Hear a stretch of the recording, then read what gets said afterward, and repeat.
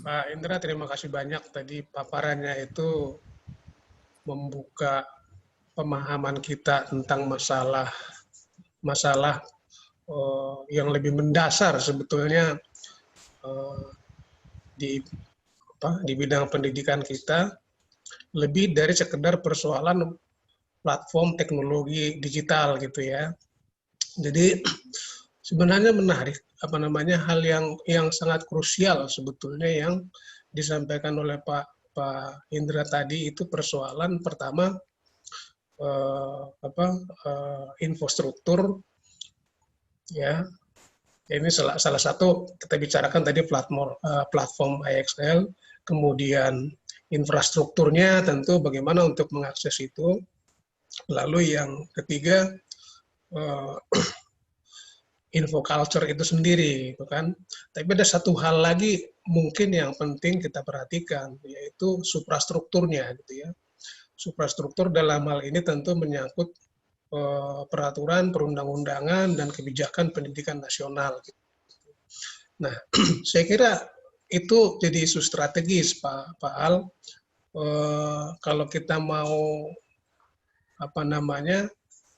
mengangkat satu isu yang maksudnya lebih substansial sifatnya untuk mendukung peningkatan kualitas pendidikan Indonesia, saya menyarankan supaya kita membahas walaupun saya tahu apa sudah resmi atau belum itu yang tadi juga disinggung Pak Indra untuk mencoba mengupas roadmap gitu ya, roadmap pendidikan nasional yang untuk sementara ini mungkin draft ya, yang ditawarkan oleh Menteri Pendidikan kita gitu kan. Jadi ini menurut saya satu isu yang harus kita bahas karena tempat universitas digital juga saya kira harus jelas di situ kalau kita mau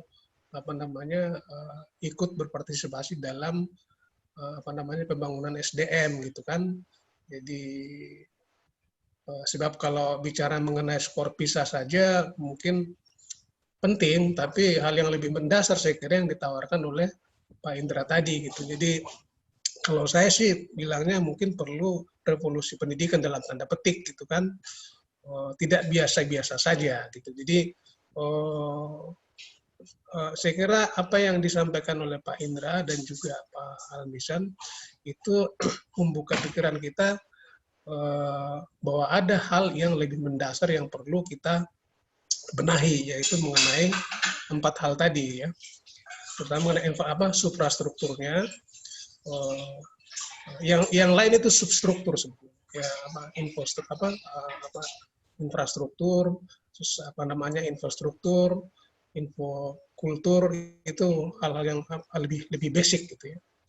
Jadi saya menganjurkan gitu. Jadi ke depan mungkin kita perlu angkat isu ini untuk kita bicarakan lebih lanjut dalam forum yang lebih luas dari ini, dan mungkin kalau bersedia kita undang lagi Pak Indra untuk memaparkan kritiknya terhadap naskah atau draft roadmap pendidikan Indonesia gitu kan.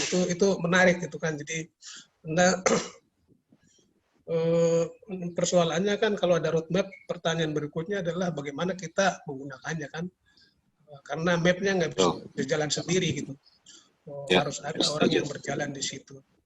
Kira-kira begitu semacam